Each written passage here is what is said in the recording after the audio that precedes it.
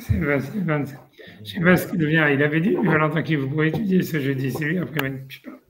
Ouais, ouais, mais il a dit cette semaine difficile. La semaine prochaine, quand il retourne à l'école, ça va être plus facile. Mais la semaine prochaine, il a dit ce serait plus sympa. Ouais, en tous les cas, donc voilà, donc on était dans l'histoire de Gilgul Shuvah. Donc on est page, monsieur, pas quelle page on est 27b. On est page 27b. Et en fait, donc on avait appris l'histoire de Gilgul Shuvah. Donc ça veut dire qu'encore une fois, normalement on ne peut pas faire jurer sur des terrains. Mais si jamais la personne pour une autre raison, elle doit jurer sur des objets qui sont mouvants, des objets qui ne sont pas des terrains.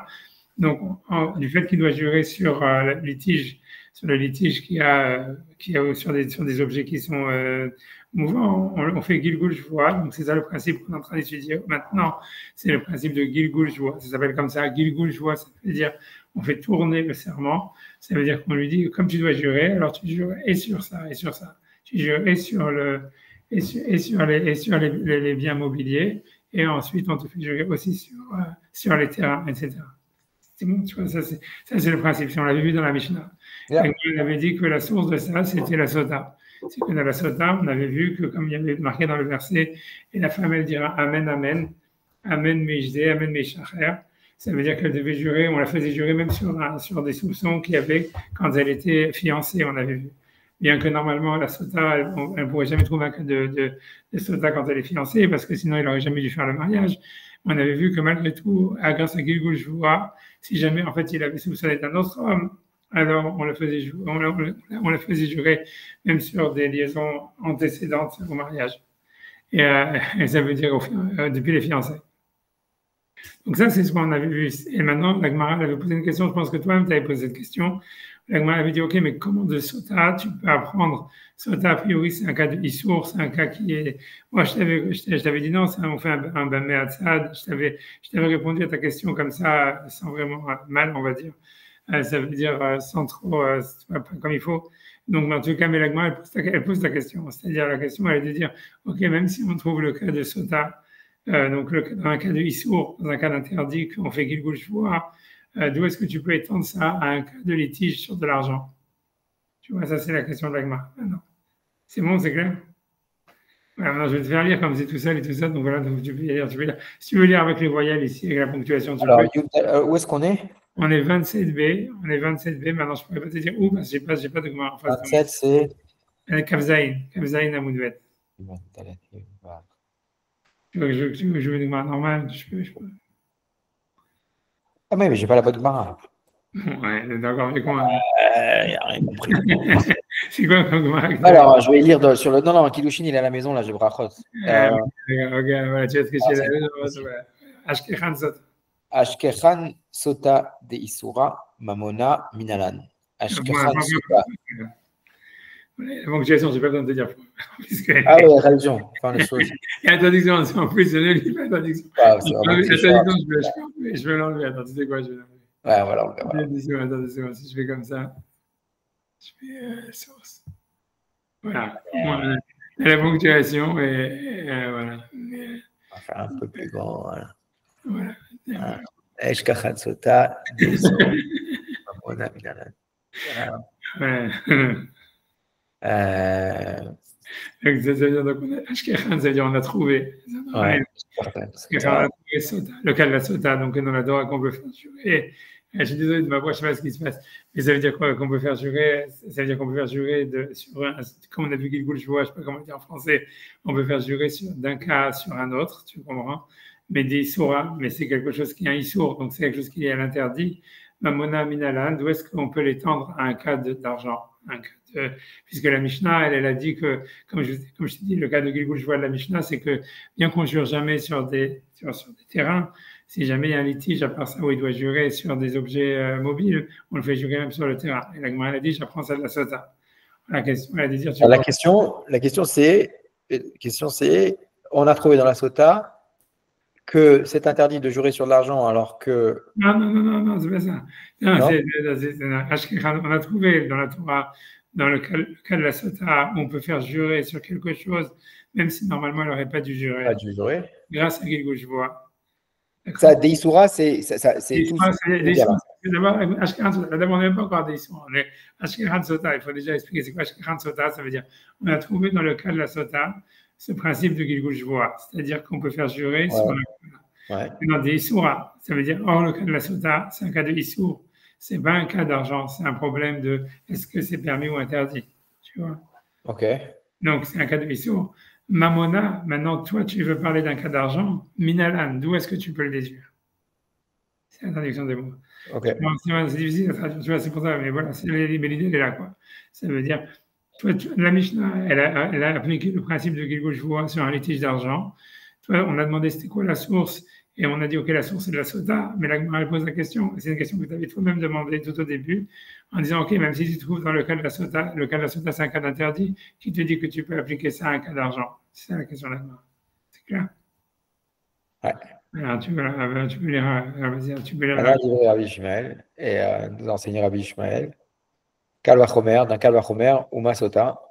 Et si dans le cas de Masota, chez l'eau, Nitna, les Hitaba Be'ed Echad, si dans le cas de la Sota, dans laquelle on ne peut Nitna, ne peut pas lui donner Ba'a Be'ed Echad, par l'intermédiaire d'un témoin, on ne peut pas la faire venir, on ne peut pas la faire venir témoigner avec un témoin. Alors qu'a priori, oui, on peut, tu vois, mais ce qui veut dire, a priori, c'est étonnant ce qu'il veut dire, mais on va dire, OK, mets entre parenthèses. C'est-à-dire, l'idée, a priori, ça veut dire on ne peut pas l'accuser, voilà, on ne peut pas la confondre. On peut l'accuser. On peut l'accuser avec un témoin, mais on ne peut pas la confondre avec un seul témoin. Avec un seul témoin. Migalgelin, et dans le cas des Migalgel. Migalgelin, malgré tout, on fait Gilgul Shvoa. C'est tout ça, c'est la première partie du Kalvachomer. Tana de Vorishmel Kalvachomer. Ah oui. Megalgelin, Mammon, tu vois. Oui. Ok, si dans le cas de la Sota, que on ne peut pas la faire venir avec un seul témoin, mais Megalgelin Mammon. Megalgelin, virgule, ça veut dire on fait Gilgul Shvoa. On fait Gilgul Shvoa. Ah oui. D'accord, Megalgelin, mais on peut faire Gilgul Shvoa. Mammon, dans le cas de l'argent, chez Nitan, les Hitba Be'et Echad, avec lequel on peut effectivement faire témoigner, on peut le faire avec un seul témoin. Et Nodin, chez Migalim, est-ce qu'on ne peut pas, c'est pas logique qu'on puisse pouvoir le faire avec Gilgul Shvoa. Alors, c'est difficile, tu vois, ce Kalvachomer, c'est en tous les cas, bon, c'est la traduction des mots, tu as raison. L'idée, ça voudrait dire comme ça veut dire voir ce que Rachid dit, mais a priori, ça voudrait dire comme ça, que dans la Sota, ça veut dire, par exemple, dans la Sota, imaginons qu'il n'y a pas de témoin du tout, donc il y a un seul témoin, qu'on va dire, qu'il avertit le mari, puisque pour que la Sota elle boive, il faut deux étapes préliminaires. Première étape, il faut que le mari il avertisse sa femme en lui disant ne t'isole pas avec un tel. Et ça, a priori, il faut qu'il y ait des témoins sur ça. Et en plus de ça, après ça, il faut qu'elle soit isolée. Et a priori, quand elle s'est isolée, a priori, il y en a qui disent il faut deux témoins sur ça. On va voir que c'est pas tout le monde est d'accord, mais en tous les cas, l'idée, c'est Rachid, sûrement, il va rentrer dans les histoires, mais en tous les cas, dans un des deux, il faut au moins deux témoins. Ça veut dire, il y a des avis dans la Gemara qui vont penser que dans l'avertissement, il faut deux témoins. Il y en a qui pensent que c'est dans l'isolement qu'il faut deux témoins. Mais en tous les cas, à un moment, dans un étape de la Sota, il faut qu'à un moment, il y ait deux témoins qui disent quelque chose. S'il n'y a pas deux témoins qui ont vu soit l'isolement, soit l'avertissement, alors on ne peut pas faire boire la Sota, on ne peut pas la faire jurer. D'accord? Et donc, ça veut dire qu'un témoin tout seul, il ne peut pas faire jurer la Sota. Il faut qu'il y ait deux témoins. Par contre, dans le cas de l'argent, dans une manière générale, c'est une halakha qu'on apprend d'un pasouk, que si jamais, en fait, quelqu'un il dit, voilà, tu me dois $500, et moi, je dis, non, je ne te dois rien. Et après ça, il y a un témoin qui vient dire, non, mais je sais, moi, j'étais là, tu lui dois $500. Alors, d'après la Torah, moi, je dois jurer contre le témoin pour être cru. Ça veut dire, un témoin unique, il ne peut pas me faire sortir de l'argent. Il faut deux témoins pour faire sortir de l'argent de quelqu'un. Mais si jamais il y a un seul témoin contre toi, contre une personne, lui, il est obligé par la Torah de jurer pour contredire le témoin. Si on apprend j'ai compris qu'il faut deux témoins. S'il n'y a qu'un seul témoin, il doit jurer pour. Dans le cas d'argent, Ouais. Il faut qu'il jure et ça passe. Comment? Il faut qu'il jure et ça passe. Avec un seul témoin. Voilà, exact. Mais ça veut dire dans tous les cas qu'on voit qu'un témoin, il peut obliger la personne à jurer. D'accord. Ce qui n'est pas le cas dans la Sota, puisque dans la Sota, comme on a vu, il faut qu'il y ait au moins deux témoins. Il faut qu'il y ait deux témoins sur une des étapes, soit sur l'avertissement, soit sur l'isolement. Mais s'il n'y a qu'un seul témoin dans toutes les étapes, alors on ne la fait pas boire, on ne la fait pas jurer. Donc maintenant, ça c'est la différence. Et maintenant, la Gemara te dit, voilà, donc tu peux faire un kalvachomer. C'est si déjà dans la Sota, que pour qu'elle jure, il faut qu'il y ait deux témoins qui témoignent contre elle, soit dans l'isolement, soit dans l'avertissement. Donc, malgré tout, donc ça veut dire que la Torah, elle a mis des conditions difficiles pour la Sota pour qu'elle jure. Malgré tout, on fait Gilgul Shvoa, comme on a vu avec Amen Amen, qu'on peut la faire jurer sur des autres hommes. Donc, elle va chomer dans le cas de l'argent, ou si jamais quelqu'un a un seul témoin qui est contre lui, malgré tout, la Torah, elle a dit qu'il doit jurer pour contredire le témoin. Donc, elle va chomer qu'on dira Gilgul Shvoa. C'est ça le Kalvachomer. Je ne sais pas si tu as compris. On reprend? Ouais, tu veux que je fasse à l'oral ou dans les mots comme tu veux? Si dans le cas de la Sota, avec même un seul témoin, avec un témoin qui normalement ne suffit pas, on peut faire Gilgul Shvoa. Si déjà dans le cas de la Sota, oui, ok, c'est si déjà dans le cas de la Sota, normalement la Torah, normalement ça veut dire encore une fois, quand quelqu'un, dans un litige d'argent, si quelqu'un contredit un témoin, il doit jurer. Dans le cas de la Sota, si jamais il y a un seul témoin qui dit qu'elle s'est isolée ou qu'elle a été avertie, elle ne doit pas jurer. Elle ne voit pas la Sota. Donc ça, c'est la différence. Le cas de Mahomer, il est, si déjà dans la Sota, ou quand il y a un seul témoin, elle ne jure pas. Elle ne jure pas. Malgré tout, on fait Gilgul Shvoa, on n'a plus que le principe de. Pour la faire, d'accord, ouais. Donc, dans le cas de si quelqu'un qui contredit, dans le cas de l'argent, ou déjà la Torah a dit que s'il y a un seul témoin, il peut t'obliger à jurer, à plus forte raison que c'est sûr qu'on va faire Gilgul Shvoa, parce que la Torah, elle demande moins, elle est plus facile pour faire jurer sur de l'argent que sur le cas de la Sota. C'est le cas de la Torah. D'accord. Le pivot, c'est le fait qu'avec un seul témoin, le Mammon, il peut jurer, tandis qu'avec la Sota, il ne peut pas jurer. Et dans le cas de la Sota, on peut lui faire Gilgul Shvoa. Alors, le Kalvachomer qu'on devrait pouvoir lui faire dans le cas de l'argent. Ok. Alors, donc maintenant, la Gemara va dire comme ça. Ok, donc maintenant la Gemara va poser une question sur ça. Elle dit, elle est d'accord, elle accepte ça. Donc, mais elle va poser une question. Elle dit, Ashkechan Vadaï. Maintenant.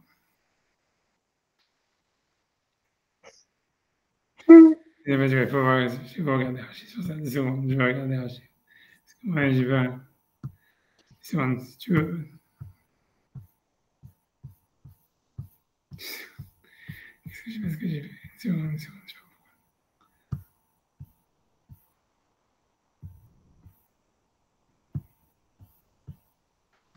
C'est bon.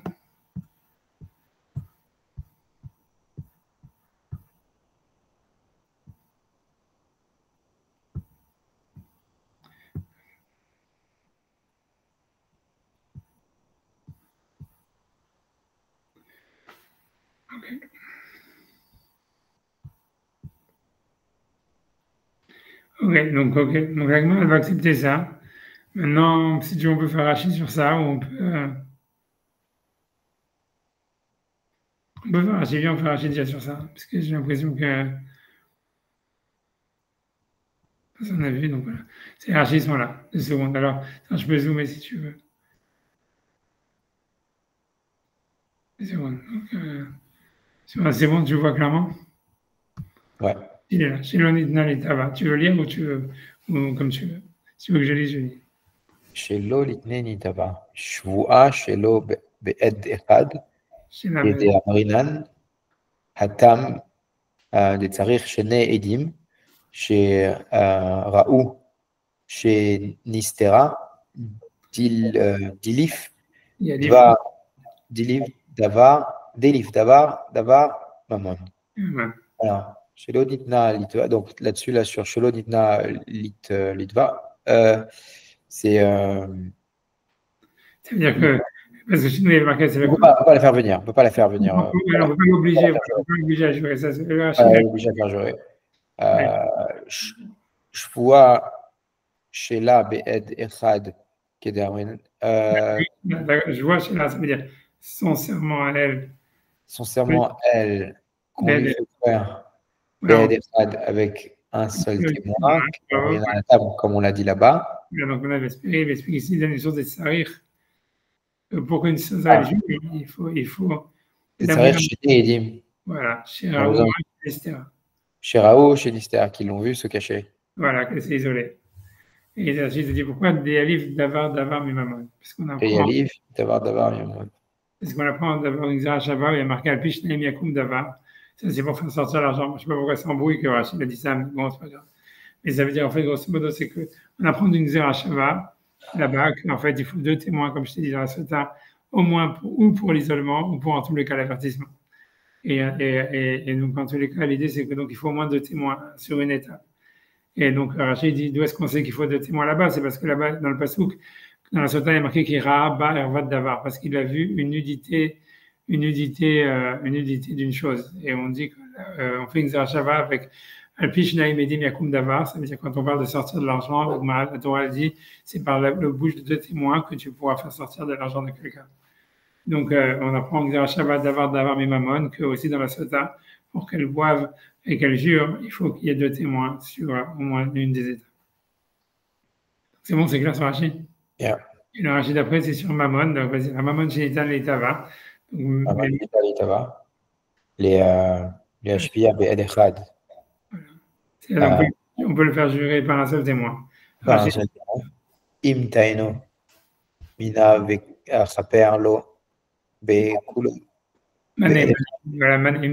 No Mané. Tu lui as demandé, il lui a dit, tu me dois une Mané. Tu me dois $100. Im Taino Mané. Taino Mané ou Chaper Lo Bekulo. Et l'autre, il a renié complètement. Il a pardonné là-dessus. Voilà. Pas pardonné, il a renié. Il a renié. À l'autre, en face, il a renié. Il a dit non, je ne te dois pas. Ouais, j'avais jamais vu la raison que l'étymologie du mot kippour, ça veut dire aussi renier, ça veut dire aussi, ici, les moi. Je pense pas que là-bas dans Yom Kippour, ça veut dire ça, mais là-bas, en tout cas, le mot ici, qui perd, ça veut pas dire il pardonner, ça veut dire ici, il a renié, il a pris ses distances avec ça. Voilà. Rappelons. Bekulo. Bekulo. Ve'ed Echad. Mais Ido, et il y a un témoin. Mais Ido, chez où? Mais Ido qui a témoigné chez où Chayav Lo, qui il est Chayav, il est endetté envers cette personne. Voilà. Nishba, il doit jurer. Voilà. Chez Neymar. Lo yekum ed echad, comme il est comme c'est le passage qui dit Lo yekum ed echad beish lechol avon lechol chatat. Et donc c'est Lo yekum ed echad beish lechol avon ou lechol chatat.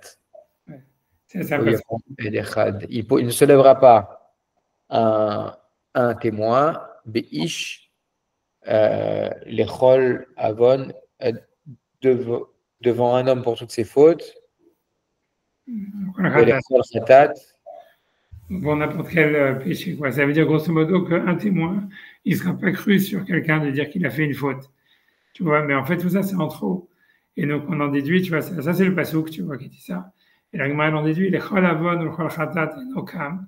Ça veut dire, il peut pas prouver qu'il a fait. C'est-à-dire, si un témoin, il dit, celui-là, je sais pas, il a fait une avéra, qu'il est passible de peine de mort, il a été mechalel Shabbat, ou des trucs comme ça, alors on ne le croit pas. Il faut 2 témoins. On en déduit du fait que la Torah a spécifié en disant il n'est pas cru de dire qu'il a fait une faute ou une avéra. On en déduit qu'avalkam ou l'ishvoa. On apprend de là qu'il y a un degré où le témoin il est cru, c'est pour faire jurer. Avalkam ou l'ishvoa. Ça veut dire que donc un témoin il peut faire jurer quelqu'un d'autre si jamais le type est renié. Voilà. Et sur ça, la Gemara dit c'est le Kalvachomer. Tu vois, Enodin, tu vois, ça c'est le dernier, c'est mon truc à tu veux dire. Enodin chez Milgal Gelim et Shvuato, les Hashabia Begalgul. Voilà. Donc, n'est-ce pas logique qu'on va mettre le joie pour le faire jouer le joie. Donc, ça, c'est le cas de Romain. Sur ça, l'Agma va poser une question. Parce qu'elle va dire, alors si tu veux, je te laisse dire les mots de l'Agma, tu vois, c'est Ashkechan Vadaï. Je peux zoomer. Ashkechan Vadaï, ça fait que Minalan. Voilà, alors ça, c'est une question bizarre. Sur l'Agma, elle dit, ok, ton Galvachon arrive bien, mais je peux quand même dire qu'il y a quand même quelque chose que je peux. J'ai pas zoomé. C'est pas grave.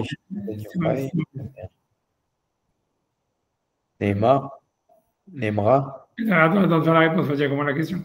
Ça veut dire, attends, bref. Alors, que ça veut dire, la question, comme ça, la question, elle est comme ça. Moi, j'aurais pas compris sans Rashi. Ça veut dire, parce que la traduction des mots, c'est Ashkechan Vadaï. Je trouve quand c'est sûr, ça fait que Minalam, où est-ce que je sais quand il y a un doute? Alors, qu'est-ce que ça veut dire? Ça veut dire comme ça veut dire que, ok, ça veut dire, en fait, dans les serments de la Torah, dans les serments, sur les sujets d'argent, il y a deux types de serments. Il y a le serment de la Torah, tu vois, que par exemple, quand quelqu'un doit aller contre un témoin, par exemple, voilà, ou bien des serments, quoi qu'il en soit, des autres serments, tous les serments de la Torah, en réalité, c'est pour qu'il y ait un serment, une des choses qu'il faut, c'est qu'il faut que le type qui l'attaque, quoi, qui dit tu me dois $100 ou j'en sais rien, il faut qu'il soit sûr de ce qu'il dit. Si jamais, tu vois, si par exemple le type il dit peut-être tu me dois $100, parce qu'il dit non, il lui dit jure-moi que tu ne me les dois pas, ça normalement d'après la Torah, on ne peut pas le faire jurer, même si. Ouais. Voilà, il faut que celui qui demande, pour que au moins un témoin. Ouais, au moins un témoin, et surtout que le type qui demande, il soit sûr de son coup. Ça veut dire que lui-même, il n'a pas de doute, tu vois, il dit pas je sais pas. Ah. Et ça, c'est la misère de la Torah. Ça, c'est dans la Torah, c'est comme ça. Ça veut dire, voilà, le type qui demande, il doit dire je sais que tu me dois $100, et l'autre il dit non, il y a un témoin, oui, ou que tu dois jurer. Maintenant, si par exemple tu vois quelqu'un, imaginons, il y a deux associés, le cas le plus simple, c'est ça, deux associés, et il y a un type, il ne sait pas tellement ce qui s'est passé dans la caisse ni rien, et il dit maintenant jure-moi que tu ne m'as pas volé. Alors, d'après la Torah, alors que l'associé, il ne sait pas s'il a volé ou pas. Il n'est pas sûr, il n'a pas de, il a un truc. Alors, d'après la Torah, donc, dans un cas comme ça, il ne faut pas jurer, il n'a pas juré. La personne. Mais les Chachamim, comme je dis, ils ont mis des obligations de serment d'ordre rabbinique. Et ils ont, en fait, la plupart des obligations de serment d'ordre rabbinique qu'ils ont mis, c'est en fait, c'est quand l'accusateur, il n'est pas sûr de son coup. Mais en fait, parce que les Chachamim, ils ont vu que la plupart du temps, il y avait des vols, et parce que la personne ne pouvait pas savoir. Donc, comme le cas de deux associés ou un cas qui est gérant, par exemple, tu vois, si quelqu'un il gère l'argent des orphelins, par exemple, ou de quelqu'un qui est mineur, là aussi, on fait jurer, bien qu'en fait, on n'a aucune preuve que le type il vole. Les Chachamim, d'après la Torah, c'est pas possible. Les Chachamim, ils ont fait un décret, on jure. Alors, si tu veux, la question de la Gemara maintenant, c'est de dire, OK, ton Kalvachomer, il marche bien. Quand le Gilgul Shvoah, qu'on fasse Gilgul Shvoah, si jamais le type il est obligé de jurer par la Torah, parce qu'il y a un témoin qui est dit contre lui, ou des choses comme ça, ou les autres cas, on a vu, il y a d'autres cas où, comme un gardien, si un gardien, il doit jurer, quoi qu'il arrive, comme on a vu, ça c'est de la Torah. Si l'objet il a été perdu, etc., il doit jurer. Donc il y a des cas de la Torah où en fait, on comprend ton Kalvachomer. Ce que la Gemara veut dire, elle veut dire, ton Kalvachomer, on le comprend qu'on fasse Gilgul Shvoah quand c'est un serment de la Torah, où l'opposant, il est sûr de ce qu'il dit. Il dit, même dans le cas d'un gardien, il dit, voilà, je t'ai donné un objet à garder, où est-ce qu'il est? L'autre, il dit, je ne sais pas, il a été volé. Alors, jure-moi qu'il a été volé. Tu vois, ça, c'est le cas de la Torah. Ou bien, tu vois, s'il y a un témoin qui est contre lui, qui dit, voilà, tu dois $500, il dit, non, je ne dois rien. Il y a un témoin qui dit, tu dois $500, il doit jurer pour aller contre le témoin. Mais dans tous ces cas-là, celui qui attaque, celui qui réclame, il est sûr de ce qu'il dit. Mais les Chachamim, à part ça, donc la Gemara dit, je suis d'accord avec toi qu'on fait quelque chose sur un serment comme ça, un serment de la Torah. Mais comment tu vas faire ton Kalvachomer? Puisqu'on voit que la Mishnah, elle semble dire, ou la Gemara, elle savait que la Lacha, elle était qu'on faisait quelque chose, même sur quelque chose qui est de l'ordre rabbinique.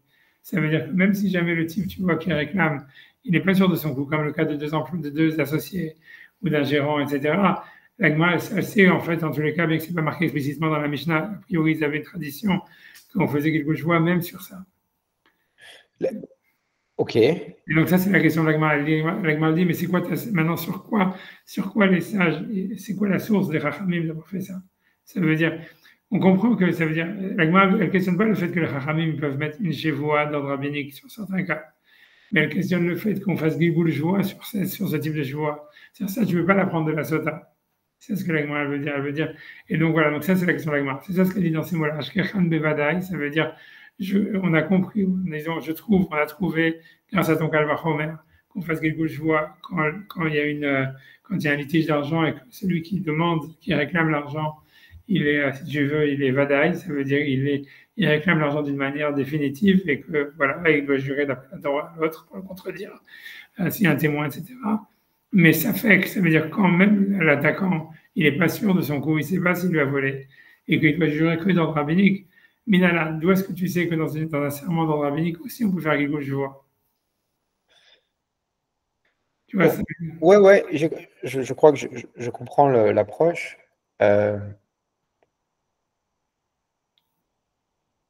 Peut-être qu'on a répondu ça déjà il y a longtemps, mais comment ça se fait que le poids du serment, il porte sur la personne accusée et jamais sur l'accusé? Puisque là, on apporte un élément de safek chez l'accusateur. ouais. Et on pourrait même apporter un élément. On sait que les témoins, s'ils font un faux témoignage, la peine va reposer sur eux. Mais comment ça se fait que celui qui est accusé va pas faire porter ou qu'on ne peut pas faire porter le poids du serment sur l'accusateur ou sur le témoin?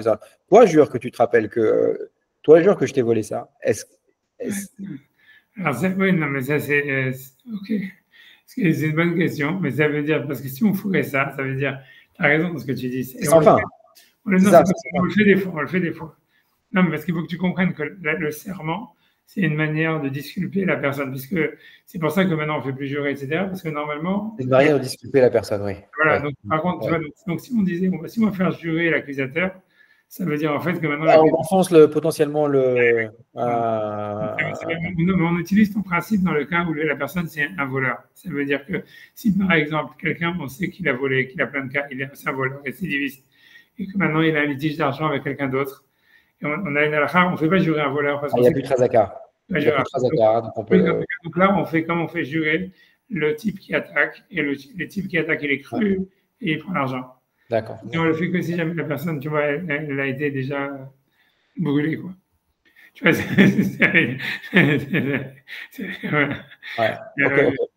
Donc, dans notre cas, ici, c'est simplement, on parle de cas qui n'ont pas nécessairement des voleurs ni rien, sinon on ne pourrait pas jurer, mais c'est simplement parce qu'on a peur que le type, tu vois, il n'a pas vérifié.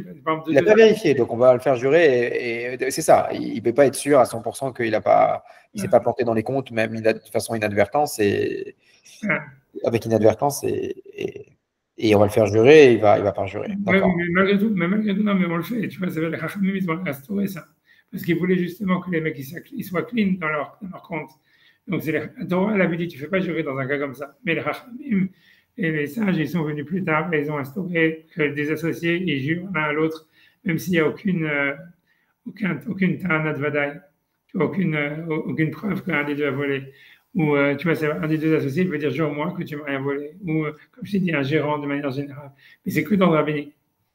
Mais l'idée, c'est que même dans ce serment-là, on fait Gilgul Shvoa.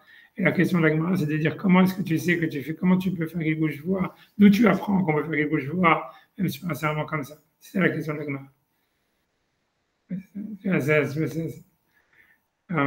Donc, si on peut faire agir sur ça, parce que moi, ça me permet aussi de voir agir des secondes. Ouais. Alors, tu vois, j'ai dit. Je pense que le chocolat, là, maintenant.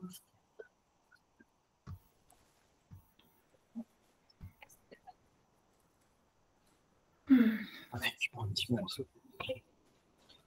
Dessus.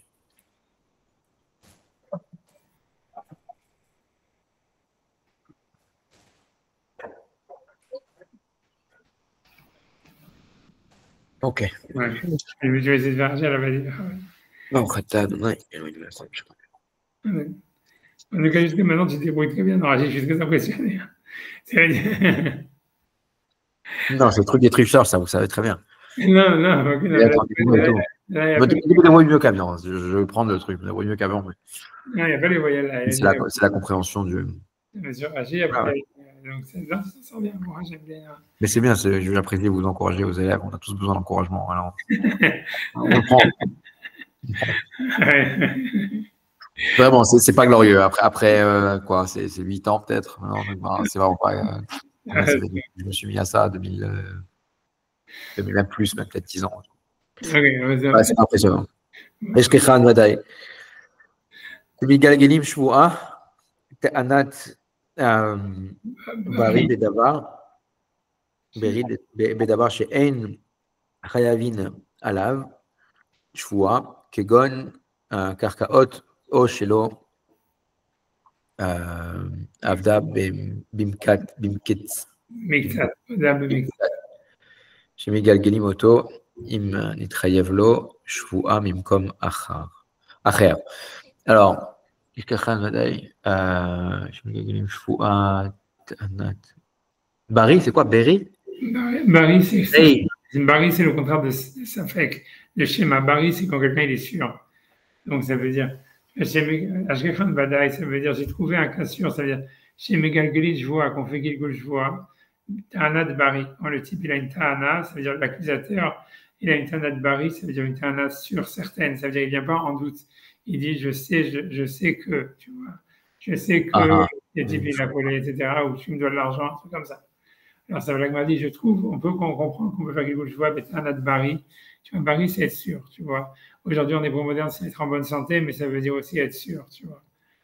Et Ta'ana de Bari, Bedavar She'en Chayavin Alav Shvua, ça veut dire. Donc, ça veut dire que sur quelque chose que normalement on n'est pas obligé de jurer, donc il explique, tu vois, il revient sur les ordres Kegon Karkaot.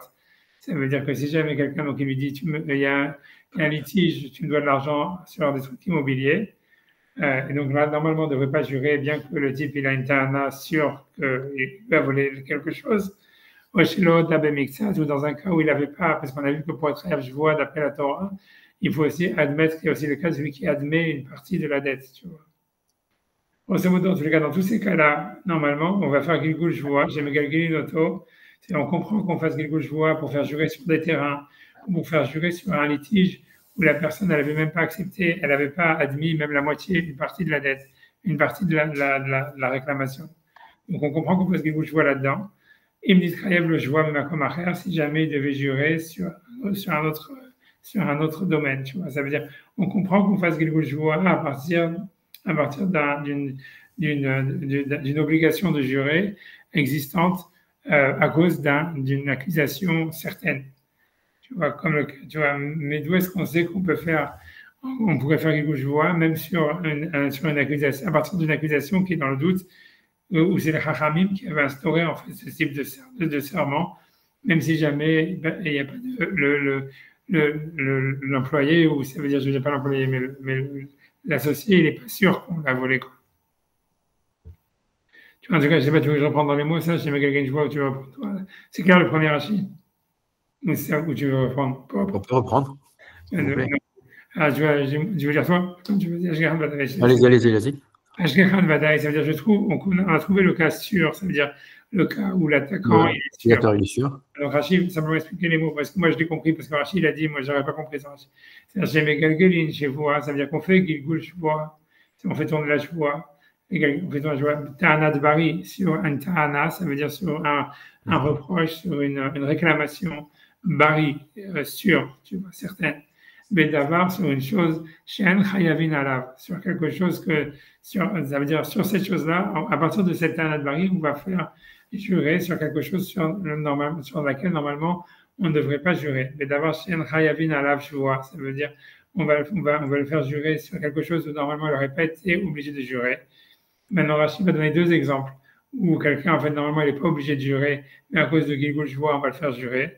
Et les deux exemples qu'il y a, c'est Kegon, Karkaot, comme le premier exemple, c'est comme les terrains, parce qu'on a vu ces exemples de la Mishnah. Ou bien, il ramène un autre exemple, Sam, c'est quoi? C'est que si jamais ou bien qu'il n'a pas reconnu une partie de la dette. C'est-à-dire qu'on avait déjà vu ça, donc très belle de toute cette règle. Voilà. Donc, c'est ça. Dans ces deux cas, normalement, il ne devrait pas jurer. Mais là, comme il y a une ta'ana de Bari sur une autre affaire, ça veut dire comme il y a une claim sûre, tu vois, ça veut dire l'attaquant, il est sûr de son coup sur. Donc là, Megalgelin Auto, donc on le fait, donc dans ce cas-là, on ferait Gilgul Shvua. Imnit Chayev lo Shvua, si la personne elle était obligée de jurer, mais comme à faire d'un autre endroit. Donc ça, c'est on m'a dit ça, je comprends que ton Kalvachomer il marche de la Sota, que si jamais quelqu'un il a une Tanat Safek, une Tanat Vadat, Safek Minayin. Donc maintenant, Rachid explique la deuxième partie. Si jamais le type qui attaque, il est même pas sûr de son coup, Alors Rachid explique, ok, de quel serment on parle ici, puisque ça ne peut pas être dans la Torah, on ne voit jamais quelqu'un qui doit jurer à quelqu'un d'autre si jamais celui qui l'attaque, il est lui-même pas sûr. Alors Rachid explique, d'abord, donc il va élaborer, donc il dit, ça fait que Minaï, donc le doute, où on sait, ça c'est la traduction des mots de l'Agmara, donc c'est très énigmatique, donc Rachid explique toute l'histoire, il dit, Ta'anat Shema. Ta'anat Shema, ça veut dire une réclamation douteuse. Shema, c'est le contraire de Bari. Bari, c'est certain, Shema, c'est douteux. Tu vois, donc, une réclamation douteuse. Kegon, donc maintenant, il donne des exemples de quand est-ce qu'on jure quand il y a une réclamation douteuse. C'est quoi des cas d'ordre rabbinique? Kegon, Shuvat, la Shutafin, comme le cas de faire jurer des associés. Shutafin, c'est des associés, ça veut dire que même si jamais aucun des deux associés, il est sûr que l'autre il a volé, il peut le faire jurer en disant sur moi que tu ne nous as pas volé, même si jamais il n'y a aucune preuve. C'est d'ordre rabbinique. Varisin, c'est quelqu'un qui est un employé et qui gère un terrain. Ça veut dire, on lui dit, tiens, voilà le terrain, tu gères et tu prends un pourcentage. Et là aussi, tu vois, il y avait beaucoup de vols, etc. Donc, les Hachamim, ils ont instauré qu'on faisait jurer le gérant, même si jamais le propriétaire, il n'est pas sûr qu'il a volé. Et sur ça, Rachid amène la source, il dit Detnan, Bishvuot, parce que c'est enseigné dans une Mishnah dans le Masket de Shavuot.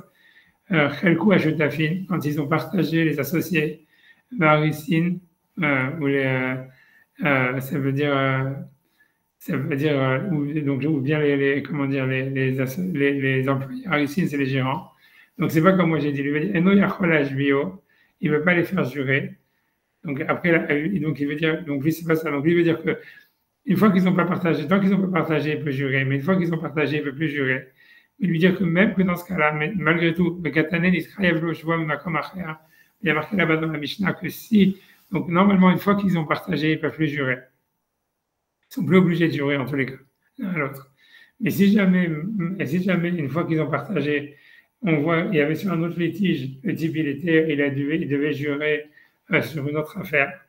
Alors on fait Gilgul Shvoa, on fait Megalgin à la Métakol. Ça veut dire qu'on voit qu'on fait Gilgul Shvoa, même sur quelque chose qui est douteux. Ça veut dire, c'est pas comment, ça veut dire ici, le type, c'est que si jamais le type doit le jurer dans un autre cas, il veut le faire jurer. Donc, c'est pas comme moi je t'ai expliqué là, désolé, hein, mais ça veut dire, j'ai jamais l'expliqué. Ça veut dire que le Rashi veut expliquer que l'idée, c'est que on fait Gilgul Shvoa, même si jamais, ça veut dire, à partir du moment où il y a une obligation de jurer, on voit qu'on peut faire Gilgul Shvoa même sur quelque chose qui est douteux.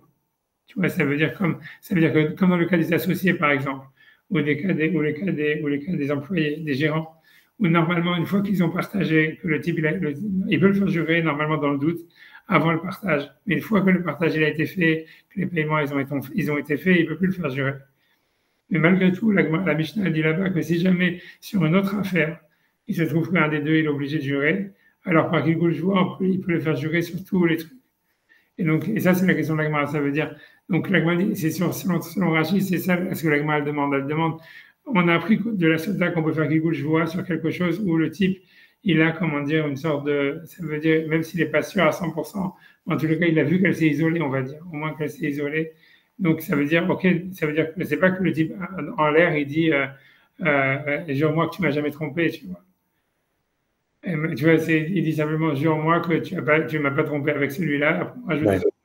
Mais les autres, non, en fait, tu vois, ils avaient déjà une historique. Tu vois, on a l'impression que, tu vois, avec moi, l'avait dit, il faut au moins qu'elle se soit isolée avec les autres, a priori. Donc, c'est pour ça que l'Agmara veut dire, oh, ici, dans le cas de l'argent, on a l'impression qu'une fois que le type est obligé de jurer sur un litige, on le fait jurer sur tous les litiges d'une manière générale, même s'il n'a aucune preuve, aucune certitude, aucune preuve, aucune présomption, comme quoi il lui a volé de l'argent ailleurs, tu vois. C'est ça la question de l'Agmara. Donc l'Agmara demande d'où est-ce que tu vas d'où est-ce que tu peux apprendre ça? D'où est-ce que tu peux apprendre qu'on peut faire Gilgul Shvoa, même sur un cas, par exemple, de quelqu'un qui a été employé ou associé, alors que le partage a déjà eu lieu, où normalement il ne doit pas jurer. Et là, puisqu'il y a un autre litige, on le fait jurer même sur ça, alors que même l'attaquant, celui qui attaque, il n'a pas de ta'anat bari, il n'est pas sûr, il n'a pas de preuve, il n'a pas de présomption. C'est juste dans le doute, on lui dit, jure-moi que tu m'as jamais volé, tu vois. Alors, voilà, c'est ça la question de l'Agmara. Donc ça, c'est la question de l'Agmara. Donc maintenant, on peut faire, tu vois, la réponse, tu vois, sur l'Agmara. Donc sur ça, l'Agmara va dire, on va voir, parce que l'Agmara va être difficile, on va voir ce que l'Agmara dit. Donc, tu vois, Tania là. Donc c'est Rabbi Shimon ben Yochai Omer. Tania Rabbi Shimon ben Yochai Omer. Tania Rabbi, Shimon Ben Yochai, Omer.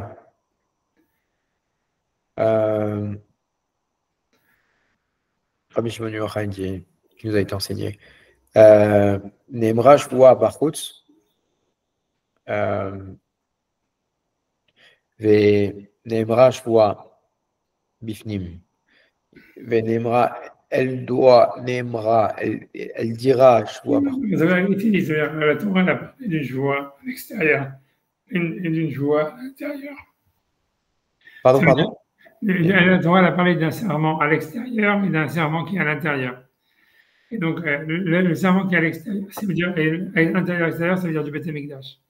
Ça veut dire que, parce que là, je vois, la Sota, elle a une particularité, à part ça, c'est que c'est le seul serment qui est dans le Beth Amikdash, puisqu'il fallait l'amener devant le Beth Amikdash, et le Kohen, il la faisait jurer devant Hachem, quoi, donc dans le Beth Amikdash. Donc Rabbi Shimon Bar Yochai, il dit comme ça, il dit, la Torah, elle a parlé de Shevoua, d'un serment Bachutz, qui est fait devant le Beth Din. Ça, c'est dans le cas d'un litige d'argent, on va dire. Voilà. Et moi, je vois Bifnim, et la Torah, elle a parlé d'une Shevoua qui est faite dans le Beth Amikdash. D'accord. C'est la Sota. Après, ça, voilà, maintenant, Rabbi Shimon, il continue. Mon Rabbi, et en ce qui concerne les Shvoa, Amora, Bifnim, qui concernaient celles qui étaient faites dans le Beth Amikdash comme celle de la Sota, à Saba, ça fait que Vadaï. On va voir ce que ça veut dire. Il faut regarder Rachid. Moi, je ne sais pas ce que ça veut dire, mais c'est-à-dire, la Torah, elle a considéré que quand il y a un doute, c'est comme si c'était vraiment arrivé. À Saba, on fait là-bas, c'est ça? À Saba, ça fait que Vadaï, comme s'il y avait un. Il a fait en elle, dans le serment qui est dit dans le Beth Amikdash, ça fait que Vadaï, un doute comme si c'était certain. On va voir ce que ça veut dire. Moi, je ne sais pas non plus ce que ça veut dire. Afshua, Amura, Bachut. Même le serment qui est fait à l'extérieur pour ce qui est de l'argent. Ça fait que Vadaï, on en fait. On considérera que ce qui est douteux comme est évident. Alors, qu'est-ce que ça veut dire? Il faut regarder Rachid. C'est trop. Je ne vais pas te dire encore une fausse explication comme j'ai fait tout à l'heure, la dernière fois, qui va encore plus t'embrouiller. Donc, maintenant, tu vois, alors. Ok, alors Rachid, d'abord, il y avait un autre Rachid qu'on n'a pas fait qui va expliquer la question. Ok, donc, Rachid revient encore sur la question d'abord. Il veut dire pourquoi d'abord, il va expliquer c'est quoi la question. Donc, il veut dire, alors, Minala, d'abord, il veut dire, parce qu'on n'a pas fait sur Rachid sur la Gemara d'avant, ça veut dire, la Gemara dit, d'où est-ce que toi, tu peux apprendre que même dans un doute, on va faire jurer?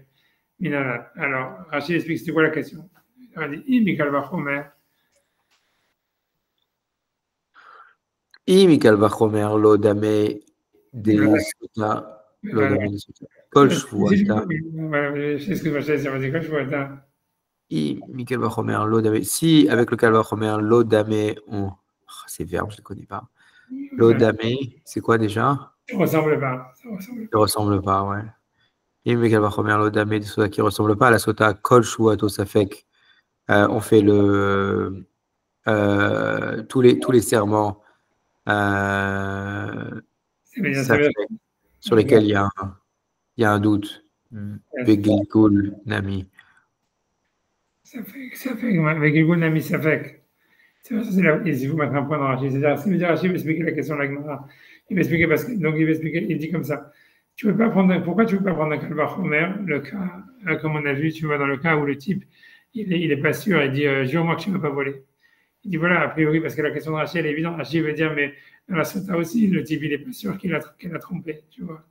Donc, pourquoi du Kal Vachomer, on pourrait apprendre que dans la Sota aussi, on fait jurer dans le doute. Donc, est-ce que la Gemara me dit, ah oui, j'ai trouvé dans le cas où le type, il est sûr qu'on veut faire le Kal Vachomer de l'apprendre de la Sota, mais dans la Sota, d'où est-ce que, mais quand le type, il n'est pas sûr, d'où est-ce que je vais l'apprendre qu'on veut faire quelque chose? C'est la question de la Gemara.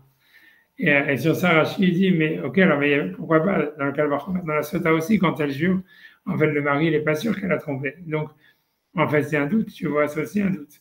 Donc on pourrait apprendre de la Sota qu'on fait Gigul Shvoa, même quand le serment, il est sur le doute.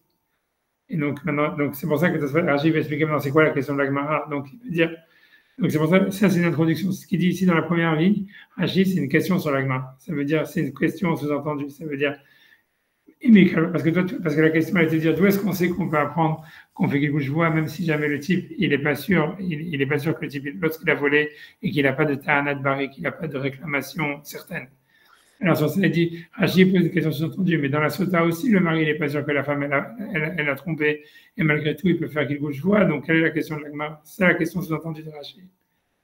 C'est moi la question sous-entendue. Encore une fois, s'il vous plaît. Ça veut dire, l'idée, c'est de dire comme ça, si déjà, tu vois, ça veut dire, dans le cas de la sota, quand le mari, il n'est pas sûr que sa femme, elle a trompé. Ouais.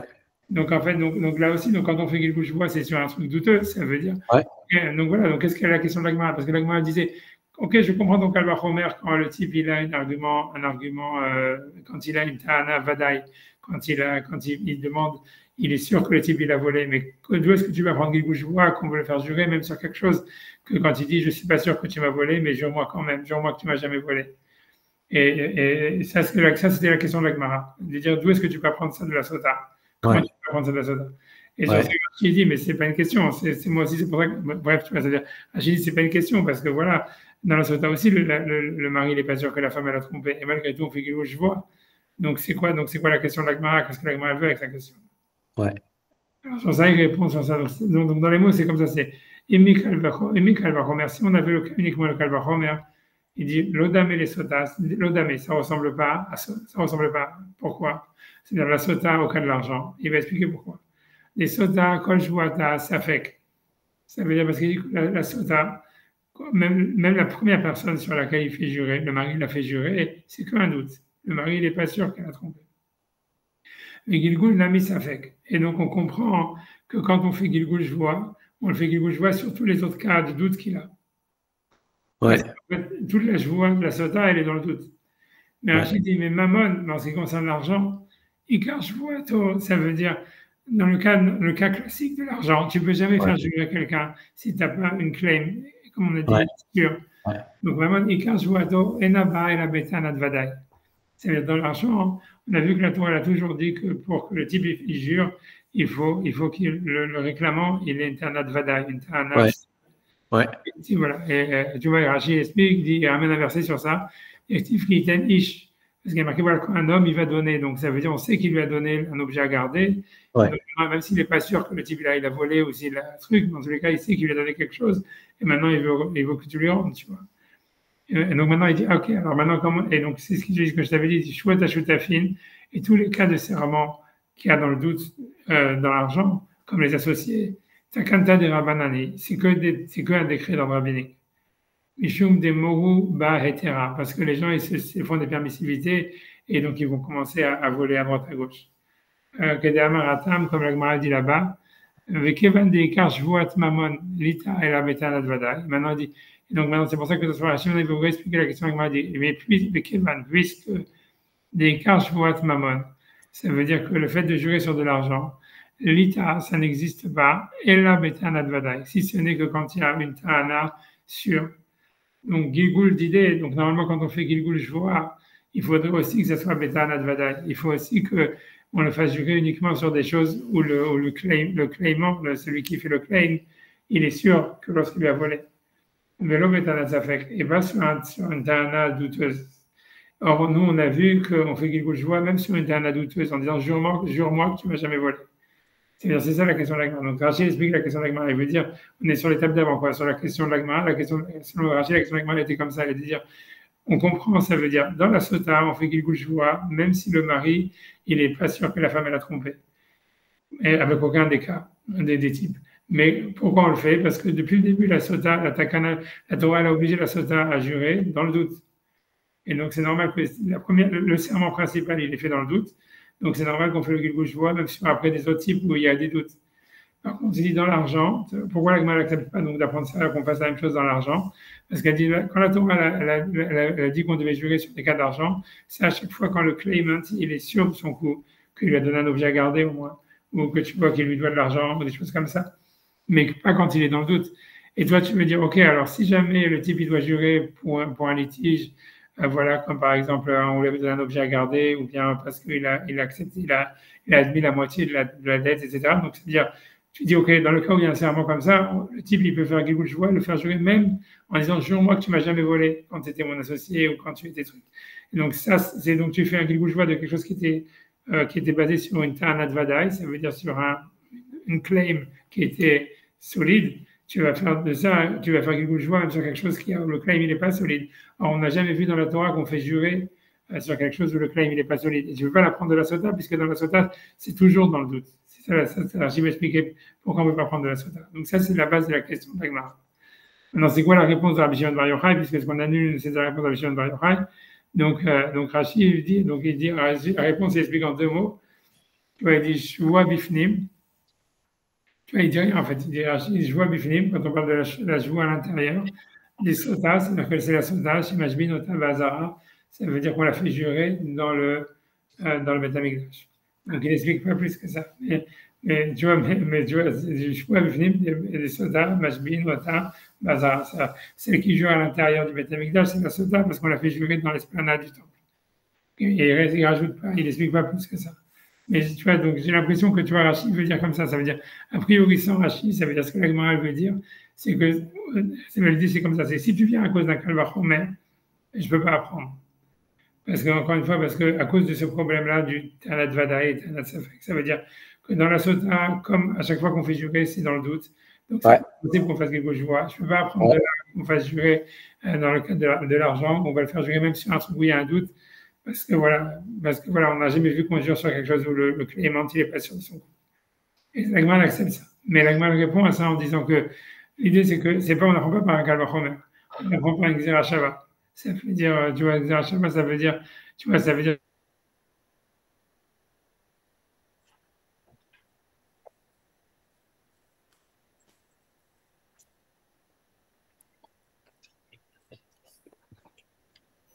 Je sais pas, j'ai fait une fausse manip.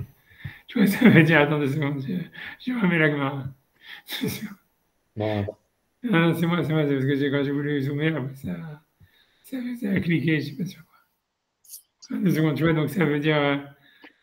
Donc, tu vois, sur ça, l'Agmara dit non, c'est pas un Kalvachomer, c'est un Xerashava. Tu vois, Shimon Bar Yochai, il dit Neemar Shvoa Bifnim. Tu vois, ça veut dire Neemar Shvoa Bachutz, mais Neemar Shvoa Bifnim. Tu vois, ça veut dire la Shvoa, elle a été écrite à l'intérieur et à l'extérieur. C'est comme si, tu vois, la Torah, elle a utilisé la même terminologie, elle a fait ressembler l'écart, si tu veux, entre le cas de la Sota qui est dans le Beth Amikdash et la Sota et le jurement qui est fait devant le Beth Din. Et donc maintenant, une fois que c'est Xera Shabbat, je peux dire comme ça en disant, de la même manière que dans la Sota, quand la Torah l'a fait jurer, même sur un doute, ça veut dire sur un safek. Donc, je veux dire que aussi dans le cas de l'argent, une fois que je vais faire Gilgul Shvoah, ça veut dire, et j'apprends de là le Gilgul Shvoah, premièrement, que comme il y a un Xera Shabbat entre la Sota et donc entre le serment qui est fait devant le Beth Din et le serment qui est fait devant le Beth Amikdash. Donc, comme il y a Xera Shabbat par rapport à ça, donc j'apprends le Gilgul Shvoah de ça. Et en plus de ça, je continue la Xera Shabbat jusqu'au bout en disant, de la manière que dans la Sota, on l'a fait jurer, bien que le mari n'est pas sûr qu'elle a trompé. Donc, dans le cas de l'argent aussi, grâce à Gilgul Shvoah, il pourra le faire jurer, même si jamais il n'est pas sûr que le type lui a volé de l'argent. Ça, c'est la réponse finale, tu vois. Tu vois. Ok. Avec ça, donc on a fini. Tu vois, on va encore avancer un petit peu si tu veux encore, mais voilà. Ok, maintenant, le sujet là, il est fini. Ça veut dire pas le sujet de. Gilgul Shvoah. Voilà, c'est pas Gilgul Shvoah qui est fini, mais au moins la source de Gilgul Shvoah. Avec source de Gilgul Shvoah. Alors, la source de Gilgul Shvoah, grosso modo, on la prend de la Sota. Et finalement, on la prend par un Xera Shabbat. On la prend pas par un Kalvachomer ni rien. C'est par un Xera Shabbat, ça veut dire que c'est, comme Shimon Bar Yochai dit, on a parlé d'un serment devant le Beth Din, on a parlé d'un serment devant Hachem, dans le cas de la Sota, et les deux, ils ont été écrits de la même manière, si tu veux. Et donc, ça veut dire que la Torah a fait une sorte de comparaison entre les deux. Et donc, de la même manière que dans la Sota, on fait Gilgul Shvoah, alors dans le cas de l'argent, on fait aussi Gilgul Shvoah, premièrement. Et deuxièmement, de la même manière que dans la Sota, on fait jurer, même si jamais on n'est pas sûr qu'elle a fait une faute. Dans le cas de Gilgul Shvoah, on va faire aussi jurer, même si jamais le type, on n'est pas sûr qu'il a volé. Donc maintenant, tu vois, l'Agma va simplement demander maintenant donc la source, ça c'est fini. L'Agma m'a dit jusqu'à où ça va Gilgul Shvoah. Donc, attends, je vais les zoomer. Attends, je fais n'importe quoi. Une seconde, parce que je me dis, j'espère que c'est bon pour toi. Adekhan Gilgul Shvoah. Je ne sais pas si tu vois où c'est. Je vais essayer de aller là-dedans. Tu vois la petite barre. Ouais. Adekhan Gilgul Shvoah, c'est là. Adekhan Gilgul Shvoah. Marav Yehuda Marav. Diamarle. Ishavali, chez Ein, Ishavali, chez En Avdiata. Voilà, un point. Tu vois, ça veut dire, parce que l'agma dit, voilà, on peut faire Gilgul Shvoa, ça veut dire, une fois que le type il doit jurer sur un litige, on peut le faire jurer sur n'importe quoi. Alors, l'agma dit jusqu'à où il peut le faire jurer jusqu'à n'importe quoi. Ça veut dire, il peut lui dire, ok, que tu m'as jamais volé, on va dire d'accord.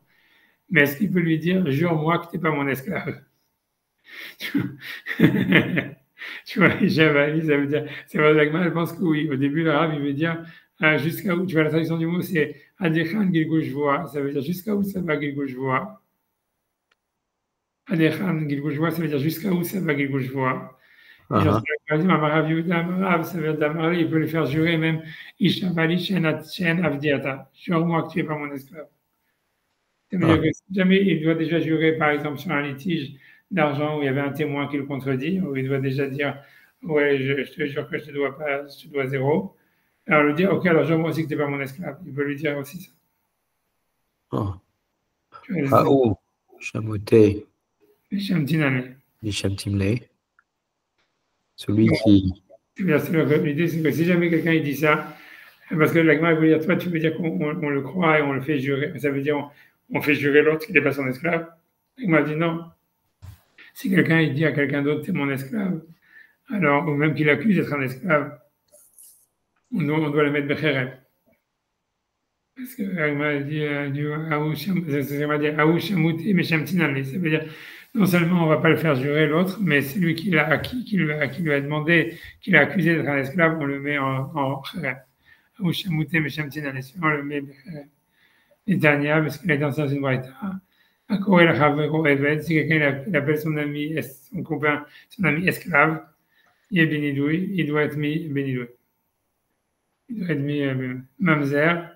Si quelqu'un appelle son ami mamzer, sauf fait qu'il est arbaïm, il doit recevoir 40 coups de fouet. Wow. Tout ça, c'est d'ordre rabbinique, mais ça. Racha, si jamais quelqu'un appelle son ami Racha, il y aurait du moule chayav. Ça veut dire l'autre, il peut, on va voir ce que Rachi va dire. Il y aurait du moule chayav, ça veut dire, il peut, en gros, il peut le tabasser. Ça veut dire l'autre, il peut le tabasser. Ou bien, il peut même, ça veut dire, il peut lui faire des sales coups, quoi. Ça veut dire, si quelqu'un l'a appelé Racha, alors il t'a appelé Racha, donc toi, tu peux lui faire des sales coups, tu peux lui faire. Il y aurait du moule chayav, ça veut dire, tu peux lui prendre sa parnassa. Donc, c'est pour ça, donc, l'Agmara dit, ok. Ok, ça veut dire on peut s'arrêter, on va bien faire Rachi sur ça, et peut-être on peut s'arrêter là après. Alors, on va faire les Rachi sur ça. Donc, Adechan, vas-y. Adechan. Jusqu'à où ça? Kacha Shelo Gilgul Galgal. Kocha. C'est le Gilgul, je vois. Et Galgal Davar. Galgal Davar. Chez En Nishviyin. Alav. De faire jurer sur quelque chose que normalement on n'aurait pas dû jurer. Puisqu'on a vu ici, on parle d'un type qui est déjà obligé de jurer sur un claim, tu vois, où il a accepté la moitié, où il a admis qu'il devait la moitié, ou bien qu'il y a un témoin qui est contre lui. Donc il a dit maintenant, puisque l'agma vient de dire qu'on le fait jurer même sur les jugements que tu m'as jamais volé. Jusqu'à où ça peut aller? Alors l'agma au début, elle voulait dire qu'il peut lui dire, jure-moi que tu es pas mon esclave. D'amarle Avdiata. D'amarle Avdiata. Afilouzo. Milgalgelin. מתחייב לו שבועה במקום אחר, ומסכינה בפרש, מהי רבותה מקרקעה דאמר עד היכן.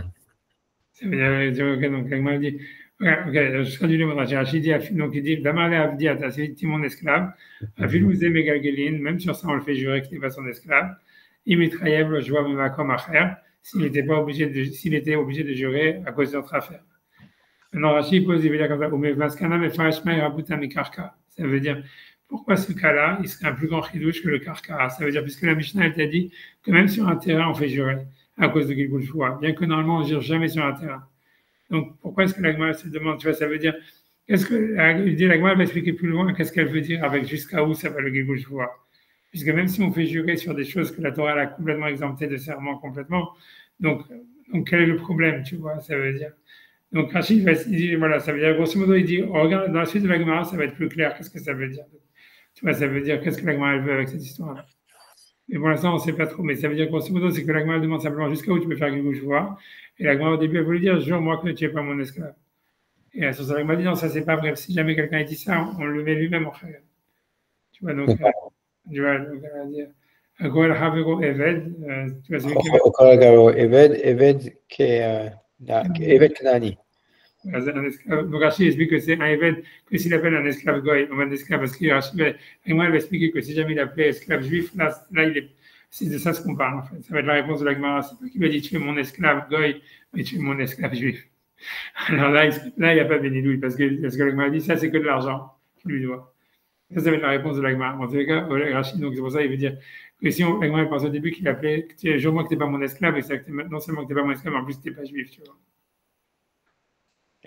Yéménidouille. Ayuminadinoto, chez Mezalzel, Israël, Kol, Kach, Af, Yezalzol, Bon. Ça veut dire que, voilà, que si jamais lui, là, il a manqué de respect, tu vois, Mezalzel, sur un juif, tellement de l'appeler esclave goy, alors lui aussi, on va lui manquer de respect, on le met béni. Avant Mezalzel. Après, c'est lui qui l'appelle Mamzer, Sofeg et Arbaïm. Donc Rachid, donc il reçoit 40 coups, ça veut dire Rachid. Sofeg, il doit absorber. Sofeg, c'est Sfog en hébreu, c'est une éponge. Donc il doit absorber les 40 coups. Ayou, Consigne. Parce que c'est que dans le rabbinique, consigne, ça veut dire c'est une pénalité. C'est une pénalité. Makot, des coups. Mardout, donc Mardout, ça veut dire de révolte, de rébellion, c'est dans le rabbinique, ça veut dire Makot Mardout, ça veut dire et ça, c'est moins grave qu'un nidoui, dit Rachid. C'est-à-dire, c'est moins grave de recevoir 40 coups de bâton que de recevoir un nidoui. Donc, appeler son ami esclave, c'est plus grave que de l'appeler Mamzer. Donc, c'est un esclave goy. Donc, on va dire c'est moins grave, et donc c'est pour ça qu'il ne reçoit que les 40 coups de bâton. Si quelqu'un l'appelle Racha, donc si jamais quelqu'un appelle son ami Racha, donc il y aurait des mots chayav, ça veut dire il descend avec lui dans sa vie. Donc sur ce Rachid dit que l'Omar Lazou en Bedinis Kakin, donc ça veut dire le Bedin il fait rien là-dedans, il va pas le pénaliser parce qu'il appelle son ami Racha. Avalhu, mais celui qui a été la victime, Moutar Lesonoto, il peut le détester. Baf le maître Parnasato, et il peut même lui faire des dommages dans sa Parnassa. Mais les règles Umanuto, et ça veut dire lui casser son business. En représailles du fait qu'il a été appelé Racha. Donc c'est bon, donc la Gemara va dire ok, donc la Gemara après ça elle va répondre, donc on peut s'arrêter là, mais la Gemara après elle va répondre que quand on parle de Kikouche, c'est je vois que tu n'es pas mon esclave juif, et donc c'est ça, ok, donc on verra la suite. Ok. Merci, j'étais fatigué, mais je suis content de ne pas être tenu. Merci beaucoup d'avoir rendu la session accessible. Ah ouais, non, c'est bon, je suis content aussi. Moi, j'étais fatigué. Moi. J'ai dormi 5 minutes avant de commencer, tu vois, j'étais en train de dormir. Là, je vais dormir maintenant. Là, je vais aller m'allonger en face, là, je vais dormir. C'est une des meilleures choses, c'est super. Mais merci, Rav. J'espère que vous restez à Paris longtemps. Oui, je sais pas, j'en sais rien. Je vais voir ce Shabbat, comment ça se passe. Je vais voir. Pour l'instant, tu vois, tout se passe bien, etc. Et pour l'instant, ça me réussit bien. La France, ça veut dire. Ouais, on va dire, ok. Il y a toujours des avantages et des inconvénients, mais bon, ça va. Non, bon, honnêtement, ça va. Donc, je vais voir. Ma femme, elle a l'air aussi de pas trop. Je pense que je vais rester encore 2 semaines, je pense, comme ça. D'accord. On va voir. Top.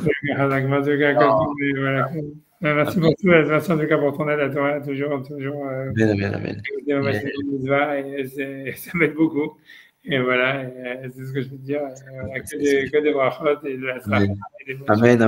Un bon Shabbat en famille. Ouais, en famille, ouais. J'ai pas beaucoup de famille. Là, c'est ce que... Mais j'ai au moins un de plus que la semaine dernière. Voilà. Ouais. Merci. Bye bye.